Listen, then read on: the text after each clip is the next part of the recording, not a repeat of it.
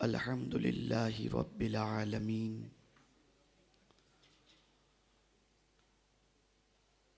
والعاقبۃ للمتقین والصلاۃ والسلام علی سید الانبیاء والمرسلین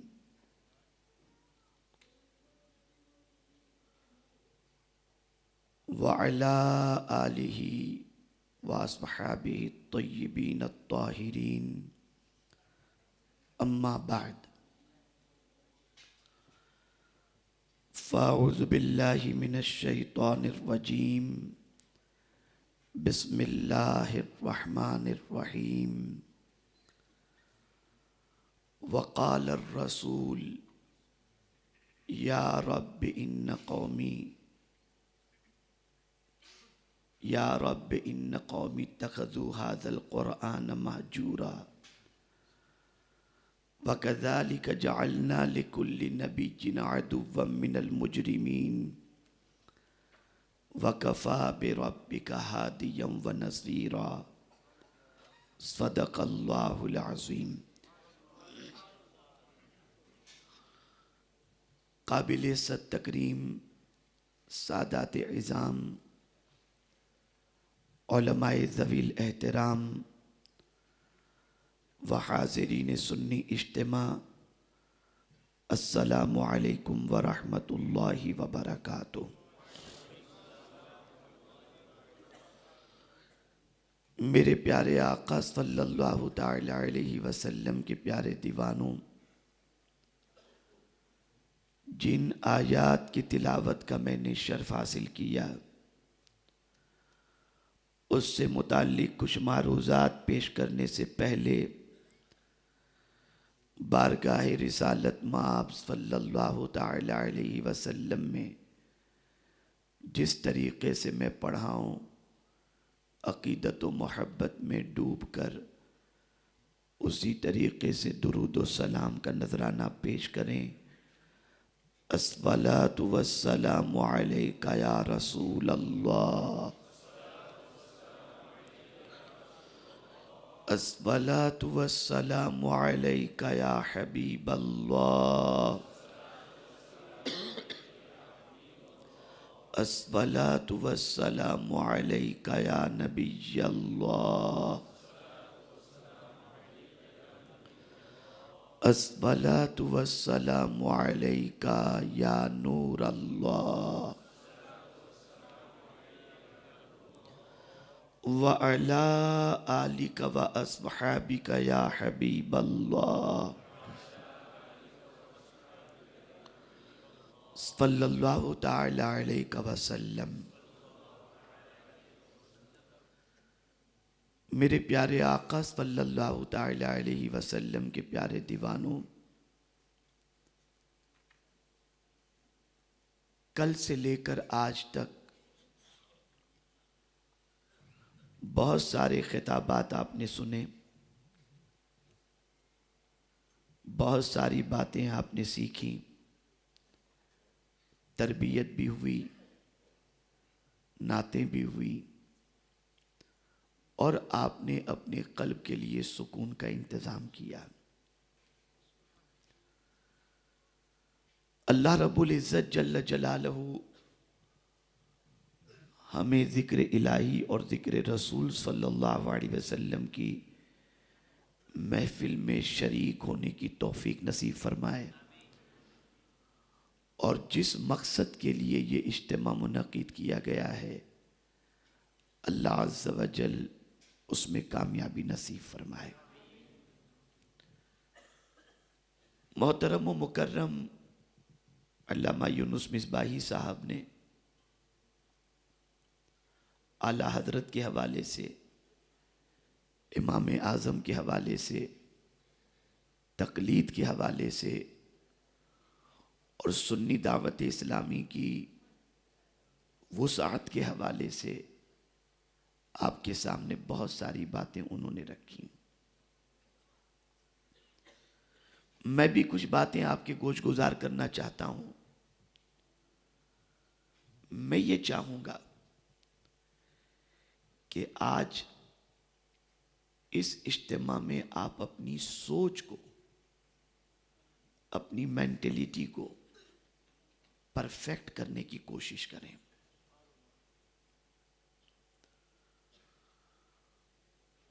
بہت ساری چیزیں، بہت سارے معاملات رسمی ہو گئے ہیں. آپ دیکھیں، کسی کا انتقال ہو گیا تو آدمی یہ کہتا ہے یار چلو جانا تو پڑے گا، نہیں جائیں گے تو برا لگے گا. سوچ بدل گئی، سوچ بدل گئی. اب کسی کی میت میں شریک ہونے اس لیے نہیں جاتا کہ یہ مرنے والے کا مجھ پر حق ہے، کہ اس کا حق میں ادا کرنے کے لیے جا رہا ہوں، کاندھا دے کر دامن میں ثواب جمع کروں گا. نہیں، رسم ہو گئی. سرمایہ دار اگر بیمار ہے تو عیادت کے لیے جائیں گے، اچھا لگانے کے لیے. غریب بیمار ہے تو سوچ بدل گئی. اب رشتہ داری بھی کنارے پر رہ گئی. آپ اسی کو جتنا پھیلاتے چلے جائیں گے اتنی بات پھیلتی چلی جائے گی. ہمیں اس سے نکلنا ہے، ہمیں اوریجنلٹی پر آنا ہے، پیورٹی پر آنا ہے، اخلاص پر آنا ہے. جہاں بہت سارے اعتبار سے سماجی اور سوشل بہت ساری ایکٹیویٹیز کے اندر اور بہت سارے کاموں کے اندر پیورٹی نہیں رہ گئی اور سوچ پرفیکٹ نہیں رہ گئی، وہیں پر اللہ کی کتاب کے ساتھ بھی ہمارا تعلق، ہمارا ریلیشن، وہ بھی پیورٹی بھرا نظر نہیں آتا.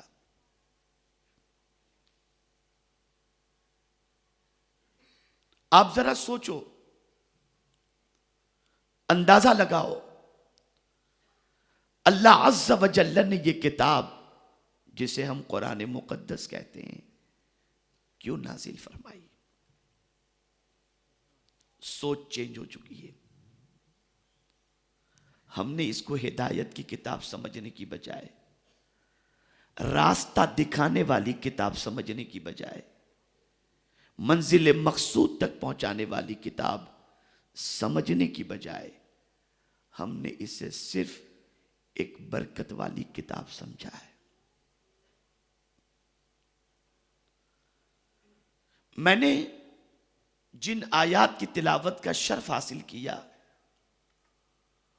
اس میں اللہ عز و جل اپنے رب سے معروضہ پیش کرتے ہیں. اللہ عز و جل کی بارگاہ میں آقا کریم صلی اللہ علیہ وسلم اپنا معروضہ پیش کرتے ہیں. استغفر اللہ ربی من کل ذنب واتوب الیہ. کیا پیش کرتے ہیں؟ وقال الرسول، رسول اللہ صلی اللہ علیہ وسلم نے عرض کیا، یا ربی، اے میرے رب،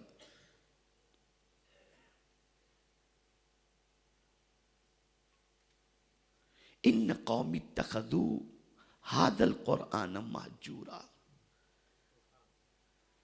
اے میرے رب، میری قوم نے اس قرآن کو چھوڑنے والی کتاب بنا لیا. آپ ذرا سوچو، یہ کتاب جسے قوم چھوڑ رہی ہے، جسے قوم ترک کر رہی ہے، اور مزاج، مینٹلیٹی، تھنکنگ اس کتاب کے حوالے سے آج یہی تو ہے کہ اس کتاب کو ایصال ثواب کے لیے اور برکت کے لیے صرف پڑھی جائے. باقی اس کتاب کا حال یہ ہے کہ اسے طاق کی زینت بنا کر کے رکھ دیا گیا ہے. حضور کمپلین کسی سے نہیں کرتے. پرابلمز تو اور بھی تھے، مسائل تو اور بھی تھے، پریشانیاں اور بھی تھیں، لیکن کسی پریشانی کا ذکر قرآن میں حضور کو کرتے آپ نہیں دیکھیں گے، لیکن اس پریشانی کا ذکر حضور نے کیا، اس تکلیف کا ذکر حضور نے کیا۔ اور یہ بات یاد رکھو، نبی اپنی پریشانی کا ذکر کسی انسان سے نہیں کرتا، خدا ہی سے کیا کرتا ہے۔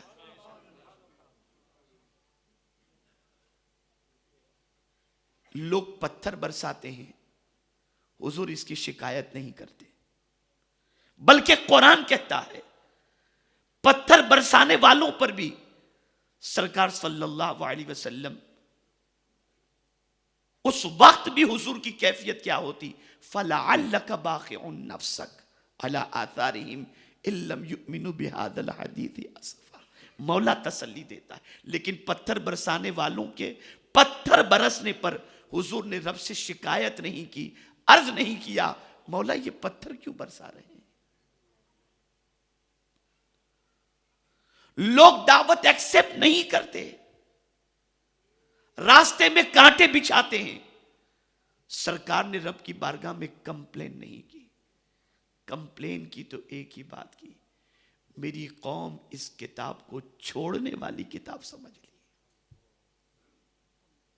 آپ ذرا سوچو، اس کتاب کو، اس قرآن کو چھوڑنے والی کتاب سمجھ لیے۔ پتہ چلا یہ قرآن چھوڑنے والی کتاب نہیں، تھامنے والی کتاب ہے، پکڑنے والی کتاب ہے۔ بلکہ حضرت یحییٰ سے میرے کریم نے فرمایا یا یحییٰ خذ الکتاب بقوہ، اے یحییٰ کتاب کو مضبوطی سے پکڑ کے رکھو۔ اللہ کی کتاب کو تم معمولی کتاب نہ سمجھو، قرآن کو معمولی کتاب نہ سمجھو، قرآن کو ہلکی کتاب نہ سمجھو۔ آپ جانتے ہیں اس وقت امت مسلمہ کی تباہی کے اسباب میں سے ایک سبب یہ بھی ہے کہ قرآن کا جو مقام تھا، قرآن کا جو مرتبہ تھا اور قرآن کی جو عظمت تھی، وہ عظمت قرآن کو آج کا مسلمان نہیں دے رہا۔ حدیث مبارکہ میں ہے، سنو اور عبرت حاصل کرو۔ کئی قسم کے لوگ ہیں، کچھ قرآن کبھی پڑھتے ہیں پھر اٹھا کر طاق میں رکھ دیتے ہیں، کبٹ میں رکھ دیتے ہیں، الماری میں رکھ دیتے ہیں۔ کچھ ایسے ہیں جو کبھی نہیں پڑھتے، کچھ ایسے ہیں کہ سال میں کبھی اٹھاتے ہیں، گرد و غبار صاف کرتے ہیں اور پھر پڑھتے ہیں، اور کچھ کو تو پڑھنا ہی نہیں آتا اور نہ سیکھنے کا شوق ہے۔ قرآن خوانی مسجد میں ہوتی ہوگی، وہ تسبیح لے کر بیٹھے ہوں گے، سب سیکھ لیا، قرآن نہیں سیکھا، نہیں سیکھا پڑھنا انہوں۔ آپ جانتے ہیں آقا کریم صلی اللہ تعالی علیہ وسلم نے ارشاد فرمایا، من تعلم القرآن، جس نے قرآن سیکھا اور پھر اس مصحف کو لٹکا دیا، اسے قرآن کو لٹکا دیا، طاق میں رکھ دیا، کبڈ میں رکھ دیا یا لٹکا دیا۔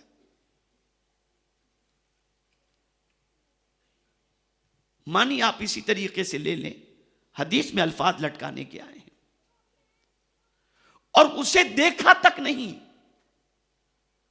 اس پر غور و فکر تک نہیں کیا۔ آقا کریم صلی اللہ علیہ وسلم ارشاد فرماتے ہیں، یہ قرآن اس بندے کے گلے میں لٹکا دیا جائے گا قیامت کے دن، اور اللہ کی بارگاہ کے اندر یہ قرآن بندے کے حوالے سے کمپلین کرے گا۔ اور کیا کہے گا قرآن؟ مولا اس بندے نے مجھے چھوڑنے کے لائق سمجھا، آج میں چاہتا ہوں کہ تم میرے اور اس کے درمیان فیصلہ فرما دے۔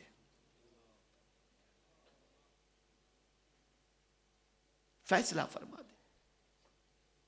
یہ قرآن چھوڑنے کی چیز نہیں، آج قرآن مقدس کو انسان نے طاق کی زینت بنا دیا ہے، اور آج قرآن مقدس کو صرف رسمی طور پر چند موقع کے لیے انسان نے ضروری سمجھا ہے۔ نہیں، بھٹک رہے ہیں نا، پریشان ہو رہے ہیں،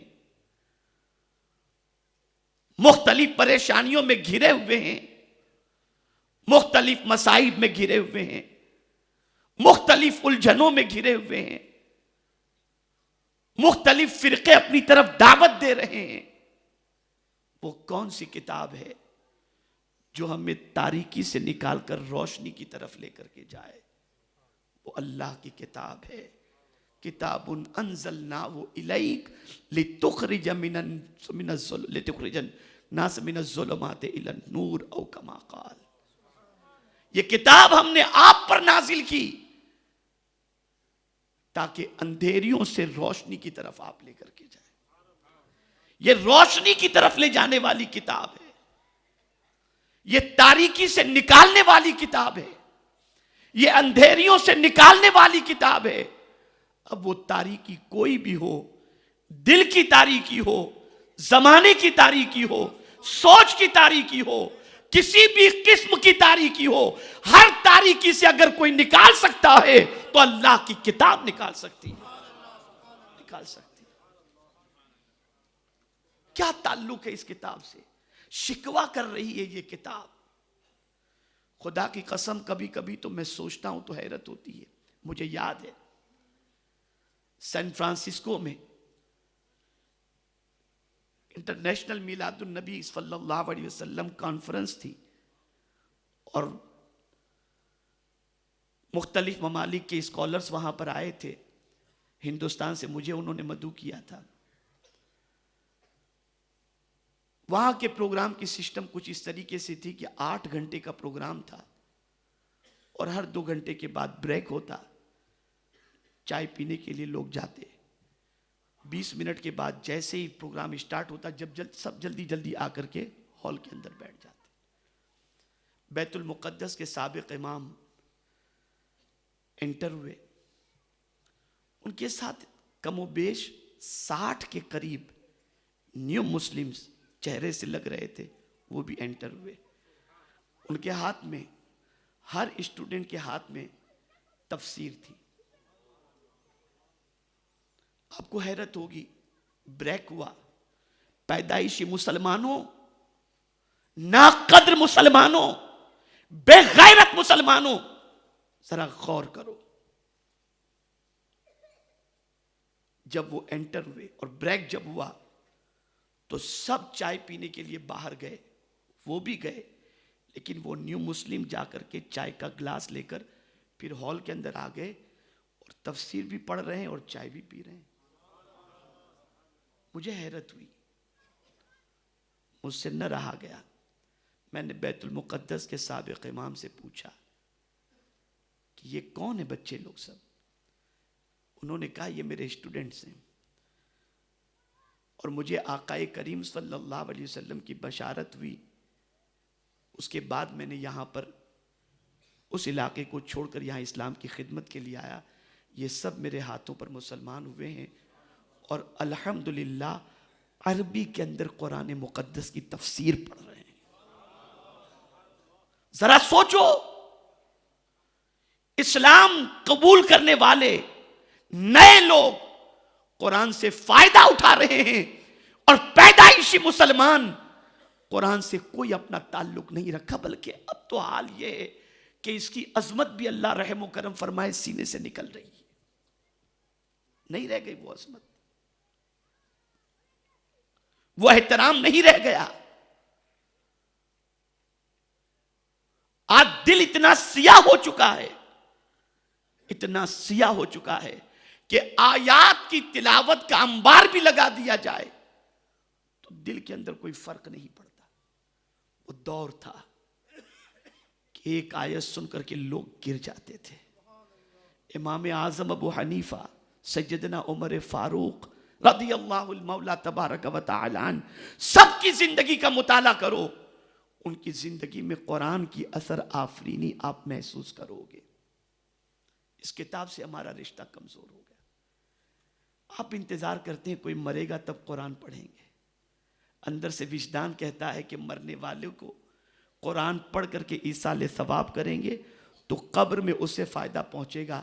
نادانو، جو قرآن مرنے والے کو قبر میں فائدہ دے سکتا ہے وہ زمین پر چلنے والے زندہ کو فائدہ نہیں دے سکتا، نہیں فائدہ دے سکتا. سرکار شکایت کر رہے ہیں، آقائے کریم رب کی بارگاہ میں عرض کر رہے ہیں، میری قوم نے اس کتاب کو چھوڑنے والی کتاب سمجھ لیا.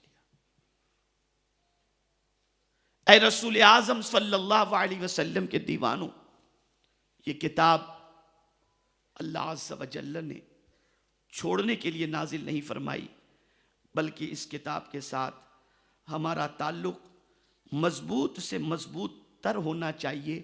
اور یہ بات ذہن میں رکھو کہ اس کتاب کو جتنا اپنے آگے رکھو گے اتنے ہی آگے نکل جاؤ گے، اور اس کتاب کو جتنا پیچھے رکھو گے دنیا تمہیں سب سے پیچھے لے جا کر ڈھکیل دے گی.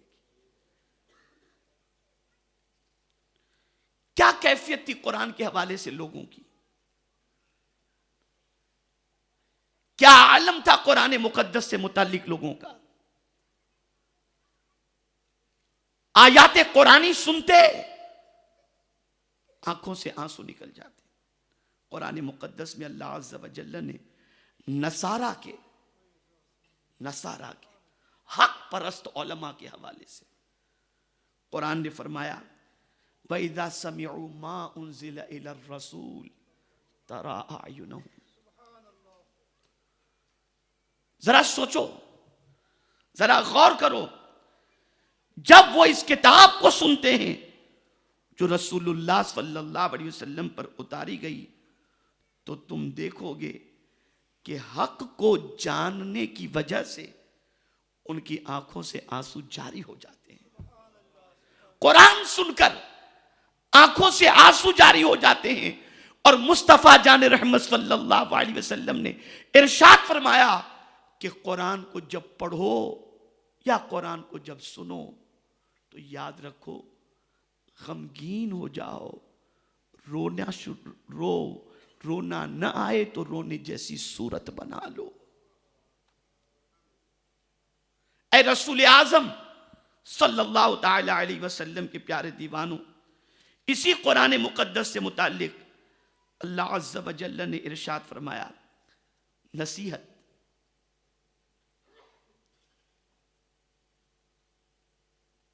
پروردگار جل جلالہ نصیحت کی کتاب بنا کر اس کتاب کو نازل فرمایا. اللہ عز و جل قرآن سننے پر بہت سارے لوگ جو عبرت حاصل کرتے ہیں اور نصیحت حاصل کرتے ہیں ان کا بھی، اور جو نصیحت حاصل نہیں کرتے ان کے حوالے سے بھی فرمایا، جو نصیحت حاصل کرتے ہیں اور جو قرآن کے اثر کو قبول کرتے ہیں، بس یہیں سے میں آپ کو بتاؤں گا سینے میں کتنا ایمان ہے، کتنا اسلام ہے. اسے جانچنے کے لیے ایکسٹرا کسی تھرمامیٹر کی ضرورت نہیں، کسی سے پوچھنے کی ضرورت نہیں. قرآن کی یہ آیت کو سامنے رکھو اور اس کے بعد اپنے اندر کے ایمان کا احتساب کرو.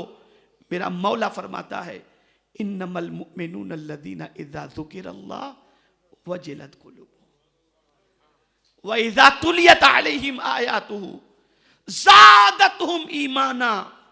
ایمان والے تو بس وہی ہیں کہ جب ان کے سامنے اللہ کا ذکر کیا جائے تو ان کا دل لرزنے لگتا ہے نا ایمان والے.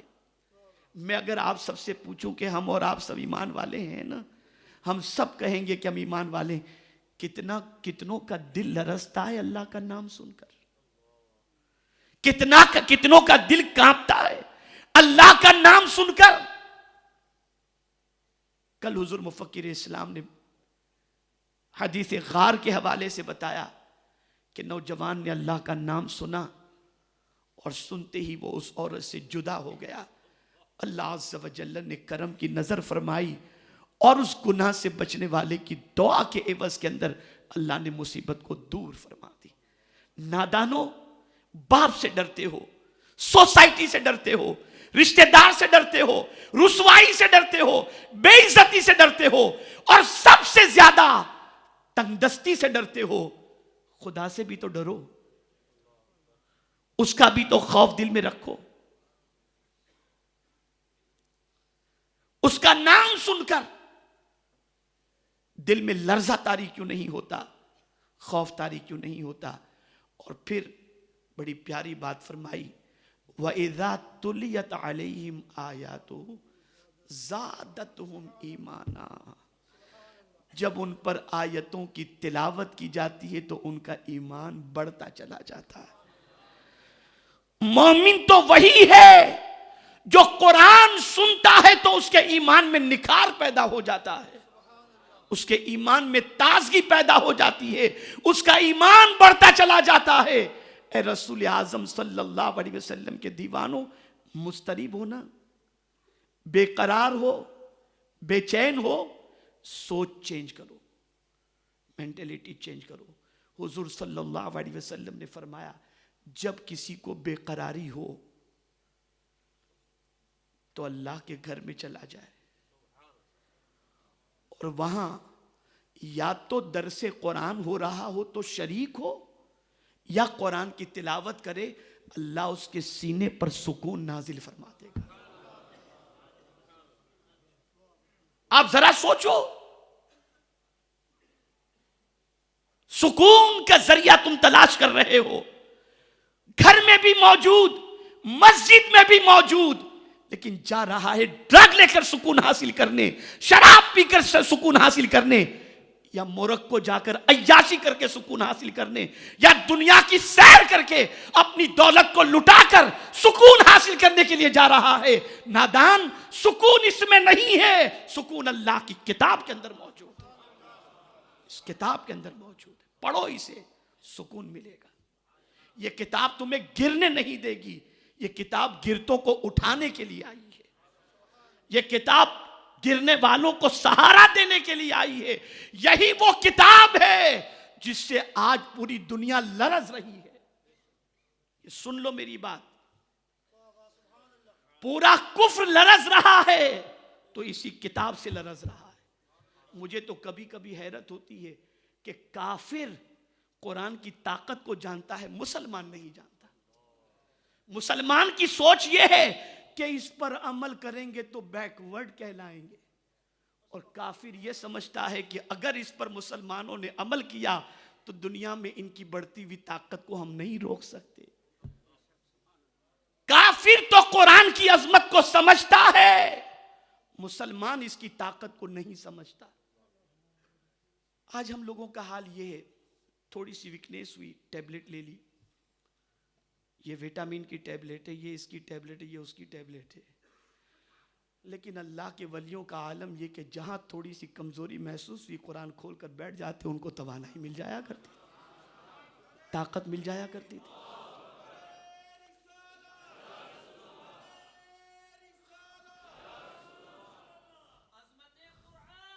اے رسول اعظم صلی اللہ علیہ وسلم کے دیوانوں،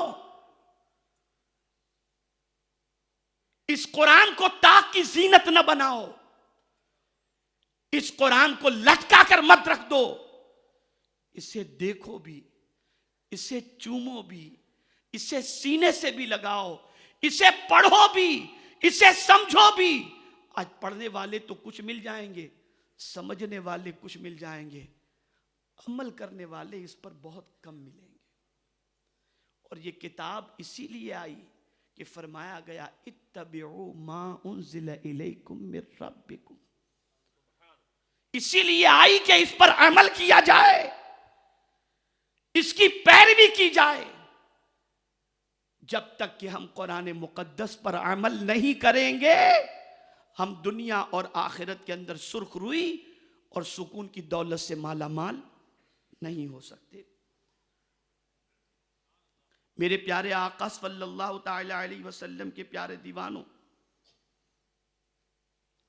قرآن مقدس، سوسائٹی کی سچویشن یہ ہے کہ ہم نصیحتیں کرتے ہیں، سمجھاتے ہیں، باپ سمجھاتا ہے، ماں سمجھاتی ہے، رشتہ دار سمجھاتے ہیں، لیکن جلدی سے لائف میں چینجز نہیں آتی، اصلاح نہیں۔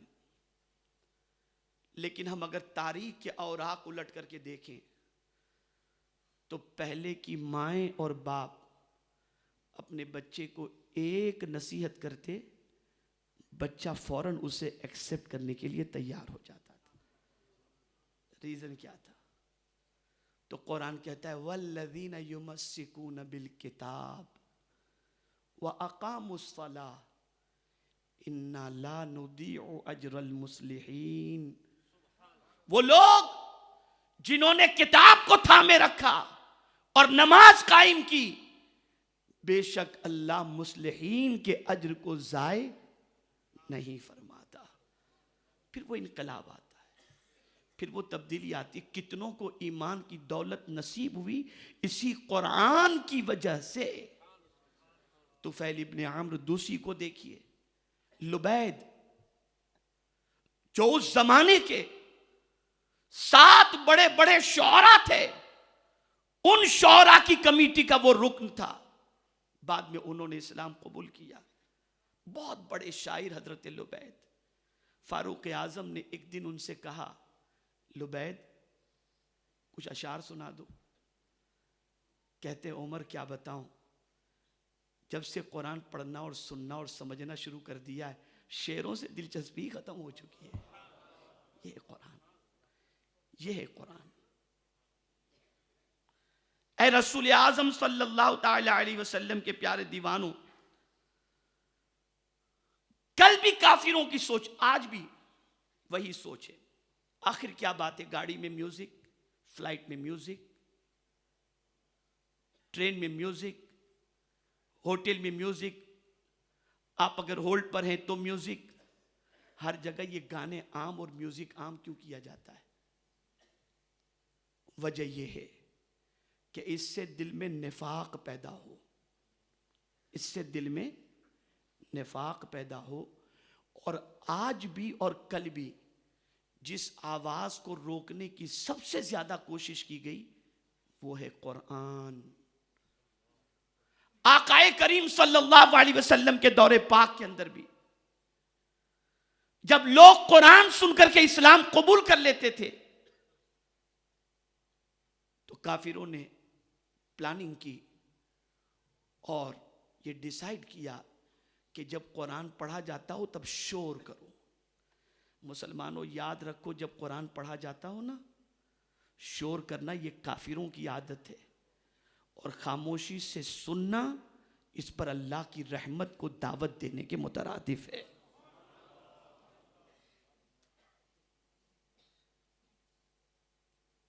تو قرآن کہتا ہے کہ کافروں نے کہا وَقَالَ الَّذِينَ كَفَرُوا لَا تَسْمَعُوا لِهَذَا الْقُرْآنِ وَالْغَوْا فِيهِ لَعَلَّكُمْ تَغْلِبُونَ۔ کافروں نے کہا قرآن نہ سنو۔ اب میں سوال پوچھنا چاہتا ہوں، کس کی بات ہم مان رہے ہیں؟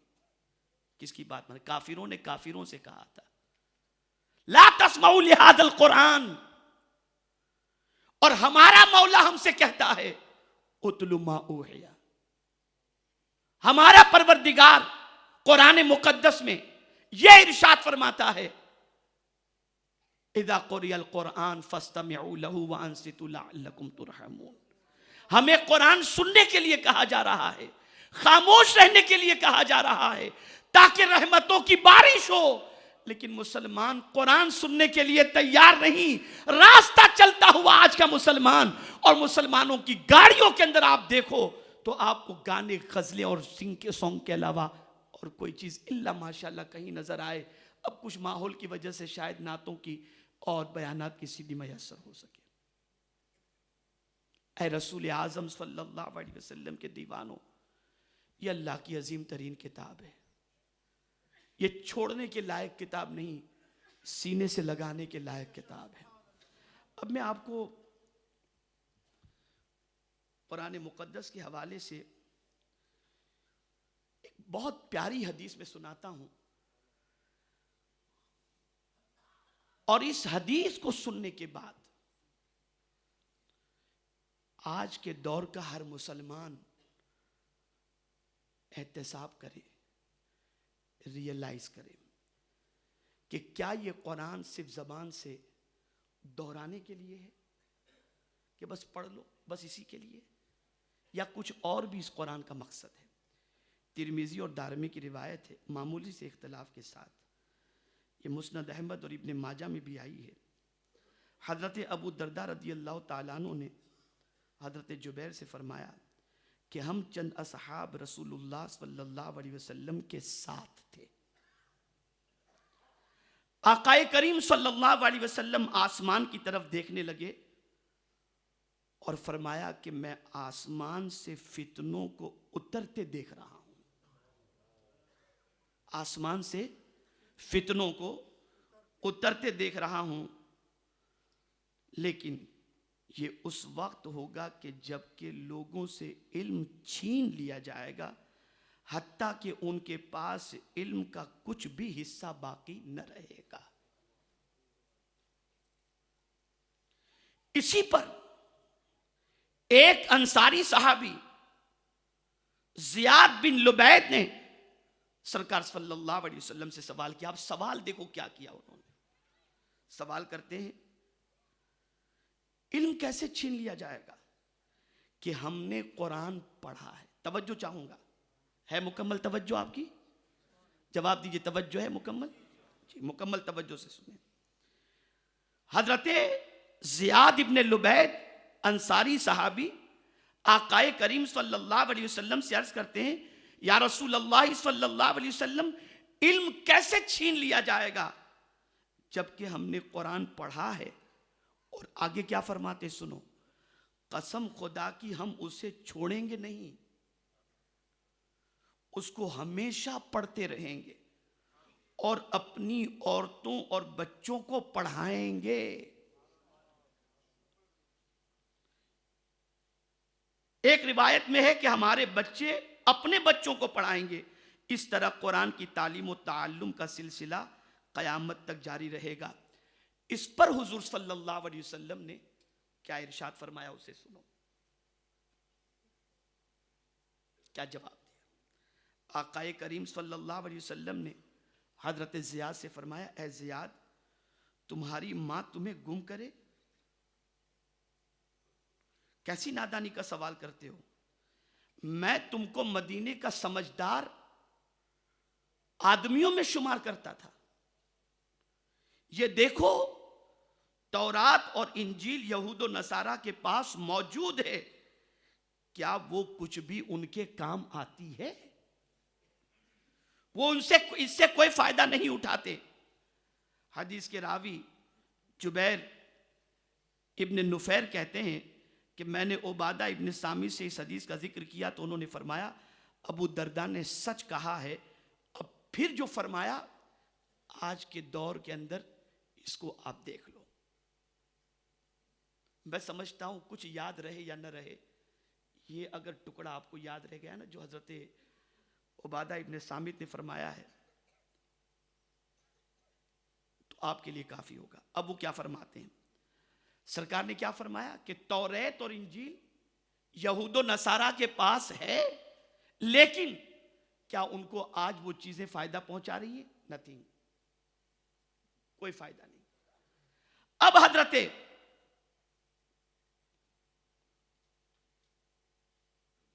جبیر ابن ندیر کہتے ہیں کہ میں نے اب عبادہ ابن سامت سے اس حدیث کا ذکر کیا تو انہوں نے فرمایا ابو درداء نے سچ کہا۔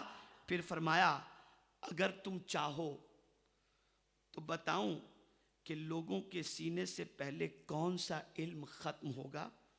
یاد رکھو وہ خشوع ہے۔ ایک وقت آئے گا، غور سے سنیے گا، ایک وقت آئے گا کہ بڑی سی بڑی اور جامع مسجد میں جاؤ گے اور اس میں نمازیوں کی کثرت کے باوجود ایک بھی خدا سے ڈرنے والا تم کو نہیں ملے گا۔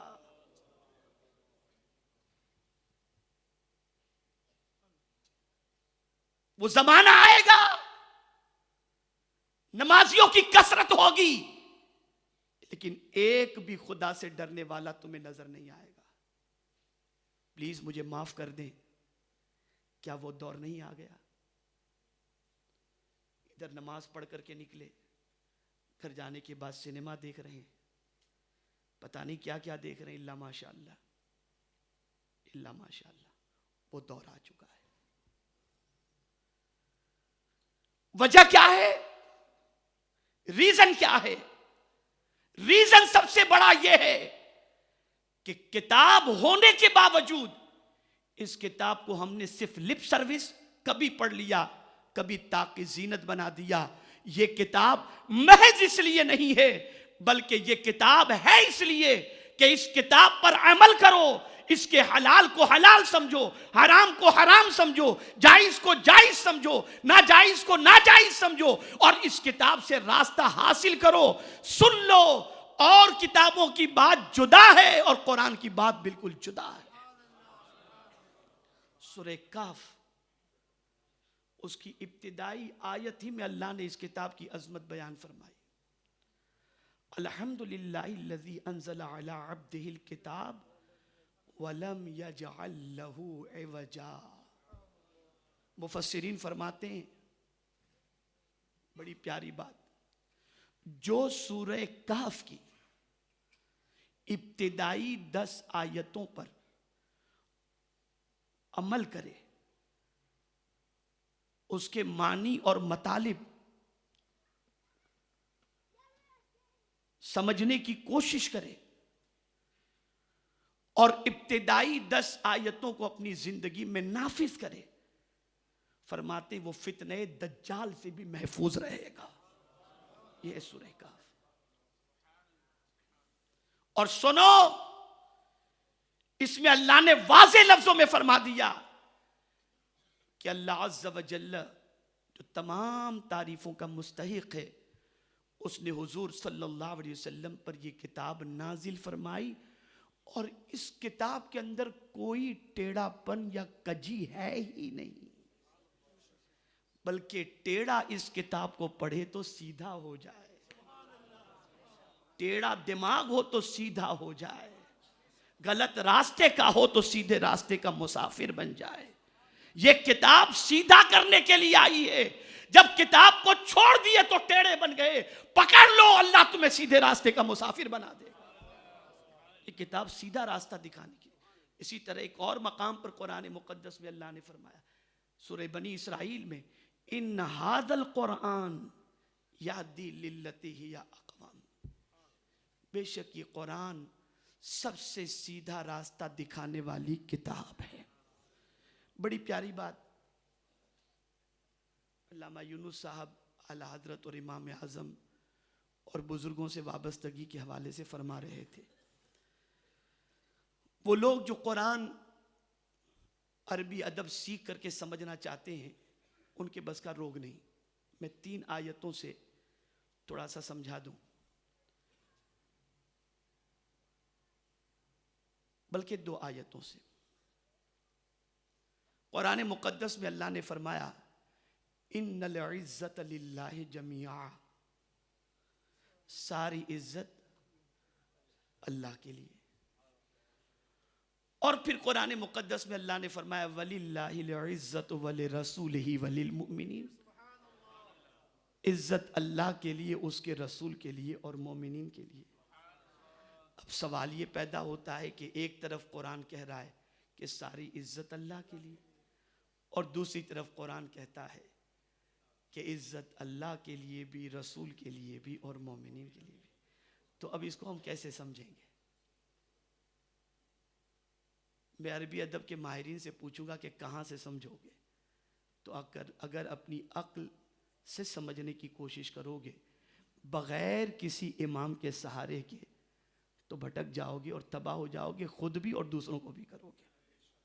تو اب کیا کرنا چاہیے؟ مفسرین کے اقوال دیکھو، جو اس کے اسرار و رموز سے واقف ہیں ان کے قول کو دیکھو، تو فرمایا گیا حقیقی عزت کا مالک اللہ ہے، لیکن اللہ اپنے کرم سے رسول کو بھی عزت دیتا ہے اور مومنین کو بھی عزت عطا فرماتا ہے۔ اب یہاں یہ بات واضح ہو گئی، حقیقی دینے والا خدا ہے، وہ جسے چاہے عزت عطا فرما دے، وَتُعِزُّ مَن تَشَاءُ وَتُذِلُّ مَن تَشَاءُ، لیکن عزت اس نے کسے عطا فرمائی؟ رسول کو اور مومنین کو۔ اے رسول اعظم صلی اللہ علیہ وسلم کے دیوانوں، ہر چمکتی چیز کو سونا سمجھ کر نہ جاؤ۔ ہمارے بہت سارے آج کے لوگ جو ہیں، یوتھ اسپیشلی،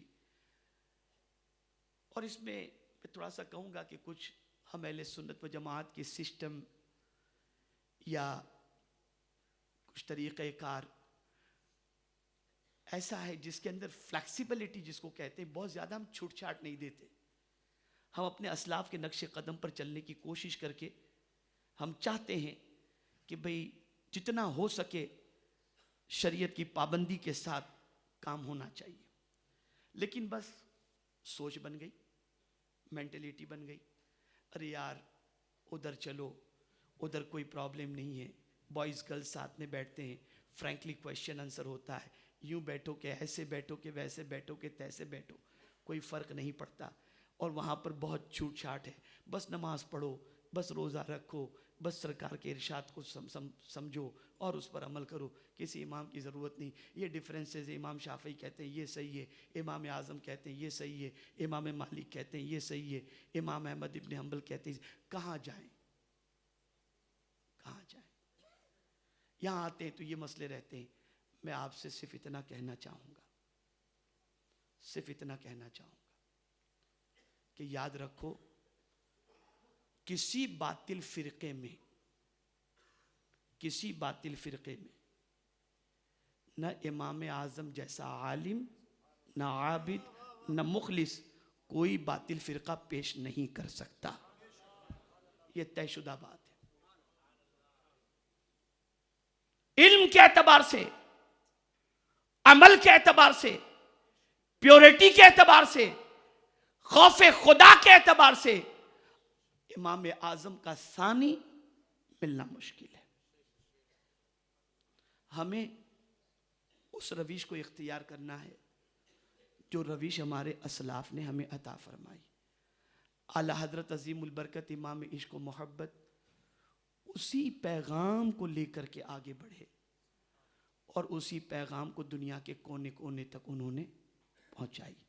اب میں آپ کو بتاؤں، کسی آکسفورڈ میں، کسی اور یونیورسٹی میں اعلیٰ حضرت پڑھنے نہیں گئے، لیکن بڑی سی بڑی یونیورسٹی کے ریسرچ اسکالر ڈیفرنٹ سبجیکٹ کے اندر اگر الجھنوں کے شکار ہوتے تو مسئلہ اعلیٰ حضرت کے پاس بھیج دیتے، اعلیٰ حضرت ان کے پرابلمز کا سالو پیش کر دیتے۔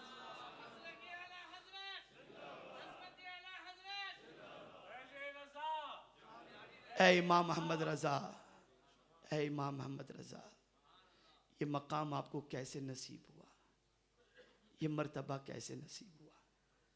تو یاد رکھیں، اعلیٰ حضرت عظیم البرکت امام عشق و محبت کو یہ مرتبہ اللہ عز و جل نے قرآن و حدیث اور اسلاف کی محبت اور ان کے نقش قدم پر چلنے کی وجہ سے عطا فرمایا ہے۔ یاد رکھو، ایک ہے قرآن پڑھنا، ایک ہے قرآن سمجھنا، اور ایک ہے اپنے وجود کو قرآن کے سانچے میں ڈال دینا۔ اعلیٰ حضرت اس شخصیت کا نام ہے کہ جن کی زندگی میں قرآن اترا ہوا تھا کہ ان کو چلتا دیکھ کر سمجھ میں آ جاتا تھا کہ یہ قرآن مقدس کی آیت پر عمل کرتے ہوئے نظر آ رہے ہیں۔ تب اللہ دل و دماغ کو روشن کر دیتا ہے، تب ان کی نظریں اتنی بڑی ہو جاتی ہیں۔ اور سب سے اہم چیز، پورے قرآن مقدس کا مطالعہ کرو تو انسانی زندگی میں انقلاب کے لیے ایک خاص نقطہ نظر آتا ہے، اور وہ ہے تقوی، وہ ہے تقوی۔ اور جب تقوی کی دولت مل جاتی ہے تو دشمن چھپا نہیں کرتا، اللہ تقوی کی بنیاد پر ہر چیز کو عیاں کر دیتا ہے۔ قرآن کہتا ہے، یا ایھا الذین آمنوا ان تتقوا اللہ یجعل لکم فرقانا۔ آج ہم نہیں پہچان پاتے، نہیں سمجھ پاتے، ریزن یہ ہے کہ ہمارے پاس تقوی نہیں۔ تو آج کے اس اجتماع کے اندر میرا پیغام آپ کو اتنا ہی ہے کہ بس اس کتاب کو تھام لو جس کتاب کو تھامنے سے دنیا میں بھی کامیابی ملے گی اور آخرت میں جنت بھی اللہ عطا فرمائے گا۔ اس کتاب کو چھوڑو گے تو یہ کتاب قیامت کے دن تمہارے خلاف اللہ کی بارگاہ میں کھڑی ہوگی اور تمہارے خلاف اللہ کی بارگاہ میں مقدمہ پیش کرے گی۔ اس لیے اس کتاب سے اپنے تعلق کو مضبوط کرو اور خبردار کسی اور ٹرانسلیشن کو پڑھنے کی کوشش نہ کرنا۔ پڑھنا ہو تو اعلیٰ حضرت عظیم البرکت امام عشق و محبت کا کنز الایمان ہی پڑھنا، ایمان بھی مضبوط ہوگا اور مصطفیٰ پیارے صلی اللہ علیہ وسلم کے عشق کی دولت بھی نصیب ہو جائے گی۔ تو قرآن سے تعلق کو مضبوط کرو۔ سرکار رب کی بارگاہ میں یہی کہہ رہے تھے، میری قوم نے قرآن کو چھوڑنے والا سمجھ لیا، تو اس کتاب کو چھوڑو مت، اس کتاب سے تعلق کمزور کرو مت، اس کتاب کو مضبوطی سے پکڑو، پڑھنا سیکھو، اور یہی کتاب ہے جو قبر میں بھی کام آئے گی، محشر میں بھی کام آئے گی، دنیا میں بھی کام آئے گی، آخرت میں بھی کام آئے گی۔ کہ آقا کریم صلی اللہ علیہ وسلم نے فرمایا القرآن والصیام یشفعان یوم القیامہ، قرآن اور روزے قیامت کے دن شفاعت کرائیں گے۔ تو یاد رکھو، اس کتاب سے تعلق کو مضبوط رکھو۔ مجھے خوشی ہے کہ الحمدللہ میں پھر آپ کے درمیان حاضر ہوا، اور یہ بھی میرے رب کا کرم ہے۔ ابتدا میں سوچ رہا تھا کہ تقریر ہو سکے گی یا نہیں ہو سکے گی، لیکن بات ہوتی گئی، قرآن کا فیض جاری ہوتا گیا، اور الحمدللہ قرآن کی برکت سے کچھ باتیں آپ کے گوش گزار کرنے کی مجھے سعادت نصیب ہوئی۔ میں صرف یہی کہوں گا کہ علم اٹھنے کی بات جو حضور نے فرمائی، اور مسجد کے اندر نمازی ہونے کے باوجود، کثرت سے ہونے کے باوجود دل کا خوف خدا سے خالی ہونا، اس کا ریزن قرآن پر عمل نہ کرنا ہے۔ عمل کرو گے خوف دل میں پیدا ہوگا، عمل کرو گے اللہ کا ڈر دل میں پیدا ہوگا، آقا کریم صلی اللہ علیہ وسلم کی محبت پیدا ہوگی۔ الحمدللہ کل پرسوں 2 روز سے مسلسل گفتگو کے بعد ہم نے یہ فیصلہ کیا ہے کہ انشاءاللہ العظیم 13 تاریخ کو 13 جون ظہر کے بعد سے لے کر 14 جون عصر تک انشاءاللہ العظیم نور مسجد کے اندر تربیتی کیمپ رکھا جائے گا۔ آپ کو رہنا بھی وہیں پر ہے، آپ کو قرآن پڑھنا بھی سکھایا جائے گا، قرآن کی سورتوں کے حوالے سے کچھ بتایا جائے گا، روزوں کے حوالے سے بتایا جائے گا۔ یاد رکھو، اگر آپ مضطرب ہو، بے قرار ہو، آپ کا کوئی کام نہیں بنتا، آپ نیت کر لو مولا تیرا دین سیکھنے کے لیے میں 24 گھنٹے کی قربانی دینا چاہتا ہوں، اس کے صدقے میں مجھ پر کرم فرما دے، تو انشاءاللہ العظیم میرا مولا کرم فرما کر مصیبتوں کو دور بھی فرما دے گا، اور پروردگار جنت کا راستہ آسان بھی فرما دے گا۔ تو آپ سے گزارش ہے، ایج کی کوئی قید نہیں ہے، پڑے رہیں گے گھر میں، چلے جائیں گے گھومنے، کوئی فائدہ نہیں، کوئی فائدہ نہیں۔ وقت نکالو، تھوڑا سا بھی سیکھ لو گے نا، تھوڑا سا بھی سیکھ لو گے، یہ تھوڑا سا سیکھنا فائدہ ہوگا۔ میں ابھی ریسنٹلی آپ کو بتاؤں، ہمارے ایک بہت اچھے ساتھی ہیں مولانا اکرم صاحب، مہاراشٹر کا سب سے خوبصورت علاقہ picnic spot hill station Mahabaleshwar کہلاتا ہے، وہاں پر ہم نے ان کو بحیثیت امام بھیجا۔ وہ ایک بہت پڑھا لکھا آدمی، اس کی سچویشن یہ تھی کہ بس لاؤبالی پن تھا، کوئی خاص وہ نہیں، لیکن ایک مرتبہ وہ بچوں کو قرآن مقدس تجوید کے ساتھ سکھا رہے تھے، وہ بیٹھا، اور جب اس نے کچھ باتیں سنی تو دل لرز گیا کہ میں اتنا عمر کے اندر زیادہ ہو چکا ہوں، مجھے ابھی تک قرآن پڑھنا ہی نہیں آتا۔ بس اس کے بعد سے وہ جوائنٹ ہوا، اور ایسا جوائنٹ ہوا تھا مسجد کا سیکریٹری بھی وہ، اس نے کہا کہ آج سے ہماری مسجد SDI کا مرکز، اور میں ڈھونڈ ڈھونڈ کے لوگوں کو لاؤں گا اور تجوید سکھانے کی کوشش کروں گا۔ آپ یہ کیوں نہیں کرتے؟ کیوں نہیں کرتے مجھے بتائیے، کیوں آپ میں جذبہ نہیں؟ واٹس ایپ پر اس پر ٹائم ویسٹ. اب ذرا سوچو کہاں جا رہے ہیں مسلمان, کیا حال ہو رہا ہے. ہم کہتے ہیں یار اس کا بچہ ایسا ہو گیا, اس کا لڑکا ایسا ہو گیا. یہ آپ کب تک کہتے رہو گے اور دیکھتے رہو گے؟ کب تک یہ گوارا کرتے رہو گے؟ کب بیدار ہو گے آپ؟ کب کوشش کرو گے آپ؟ کب انقلاب لانے کے لیے محنت و مشقت کرو گے؟ کیا کام آئے گا آپ کو؟ نیپال کا زلزلہ نہیں دیکھا ارتھکویک آپ نے؟ اس سے بھی عبرت نہیں حاصل کی؟ مجھے تو حیرت ہوتی ہے. اللہ اپنی طاقت دکھاتا ہے تاکہ بندے اس سے ڈریں. خدا کی قسم مسلمان اتنا سخت دل ہو چکا ہے کہ ایسے 50 ارتھکویک دیکھنے کے بعد بھی توبہ کرتا نظر نہیں آتا. یہ حال ہے مسلمان کا. اتنی بڑی تباہی دیکھ کر کے اگر گناہ سے نہ لرزتا ہو اور اللہ سے نہ ڈرتا ہو تو پھر اب کون سی قیامت کا تم انتظار کر رہے ہو؟ کون سی قیامت کا انتظار کر رہے ہو؟ اگر تم یہ سمجھتے ہو کہ نیپال کا معاملہ ہے, خدا تو ہر جگہ, خداوند قدوس کی ساری ملکیت ہے, وہ سب کا خدا ہے. پوری زمین آسمان اور ساری کائنات کا خالق وہ ہے. وہ جہاں جس طرح جیسا چاہے وہ فرما دے. اس کے قبضے قدرت میں سب کچھ. ڈرو اس سے, اس کا خوف دل میں پیدا کرو, اس کی خشیت دل میں پیدا کرو. لرزو جب اس 1-2 منٹ کے جھٹکے کے اندر بستی تباہ ہو سکتی ہے تو یاد رکھو پوری دنیا بھی اس کے ایک اشارے پر تباہ و برباد ہو سکتی ہے, ختم ہو سکتی ہے. ڈرو, توبہ کرو. میں ایک واقعہ اکثر گزشتہ کچھ اجتماعات کے اندر سناتا ہوں, چونکہ شعبان المعظم کی 15ویں شب بھی قریب ہے. ہمارا اعمال نامہ جو لاسٹ ایئر کا ہے, یہ سال کا جو ہے یہ بند ہوگا, نیا اعمال نامہ شروع ہوگا. یہ ساری چیزیں ہیں. تو کیا کریں ہم؟ میں ایک واقعہ سناتا ہوں, اسے اچھی طریقے سے یاد رکھو. ایک بزرگ ایک شہر میں نکلے, آواز لگاتے ہیں, لوگو اللہ سے صلح کر لو. پیپلز کمپرومائز ٹو اللہ. لوگو اللہ سے صلح کر لو.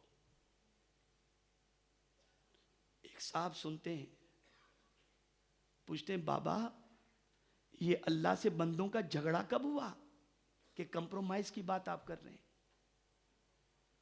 تو وہ بزرگ فرماتے ہیں یہ بندے اللہ کی نافرمانی کر کے اللہ کو ناراض کر رہے ہیں اور کیے ہیں. میں چاہتا ہوں اللہ اور بندے کے درمیان کمپرومائز ہو جائے, تو میں بندوں سے کہتا ہوں کہ اللہ سے کمپرومائز کر لو, یعنی تم توبہ کر لو, اللہ تمہارے گناہوں کو معاف فرما دے گا. تو پھر وہ بابا سے پوچھتے ہیں کہ بابا کتنے لوگ توبہ کریں؟ بولے کیا بتاؤں,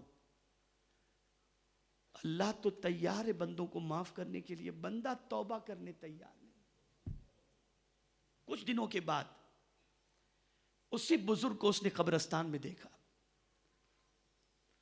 تو وہ قبرستان والوں سے کہہ رہے تھے, مردوں سے, اے اہل قبور اللہ سے صلح کر لو. تو وہ بندہ وہاں بھی موجود تھا. کہا بابا یہ مردوں سے آپ کہہ رہے ہیں کہ اللہ سے صلح کر لو؟ کہا ہاں, توجہ چاہوں گا. وہ فرماتے ہاں, کل میں بازار میں زندوں سے کہتا تھا اللہ سے صلح کر لو, تو اللہ تو معاف کرنے کے لیے تیار تھا, بندہ توبہ کرنے کے لیے تیار نہیں. آج مردے توبہ کرنے کے لیے تیار ہیں, اللہ قبول کرنے کے لیے تیار ہے. اس سے پہلے کہ جسم سے روح کا رشتہ ٹوٹے توبہ کر لو. بڑا مبارک مہینہ ہے. عہد کرو کہ اب جو ہمارا نام اعمال شروع ہوگا اس کو ہم گناہوں سے بچائیں گے اور نیکیاں کریں گے. دین کے کام میں لگ جاؤ, دین کے کام میں لگ جاؤ. ان تنصر اللہ ینصرکم, اگر تم اللہ کے دین کی مدد کرو گے اللہ تمہاری مدد کرے گا. مجھے خوشی ہے کہ سنی دعوت اسلامی کا کام سال بھر اور سنیت کا کام سال بھر بلکہ زمانے سے ہمارے علماء ہمارے مبلغین انجام دیتے ہیں. آپ سے گزارش ہے جوائنٹ ایس ڈی آئی اپنے بچوں کو اس سے کنیکٹ کرو، وابستہ کرو.